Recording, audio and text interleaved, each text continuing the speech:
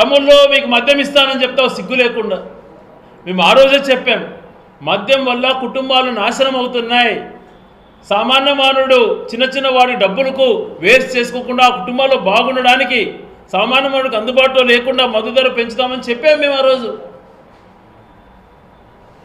మేము చెప్పకుండా లేము. ఇప్పుడు ఎన్నికల సమయంలో తప్పించుకునే వ్యవహారం కాదు మరి. అలా అని సామాన్యుడు దెబ్బ కొట్టడానికి కాదు, తాగుడు మానిపించే ప్రయత్నం. వాళ్ళ తాగుడుకు బానిసలైపోయి కుటుంబాలు రోడ్డును పడుతున్నాయనేటువంటి బాధతో వాళ్ళలో తాగుడు తగ్గించాలని చెప్పి బెల్ట్ షాపులు ఎత్తేసాను. నీలాగా ఊరూరికి బెల్ట్ షాపులు పెట్టిన చరిత్ర మాది కాదు.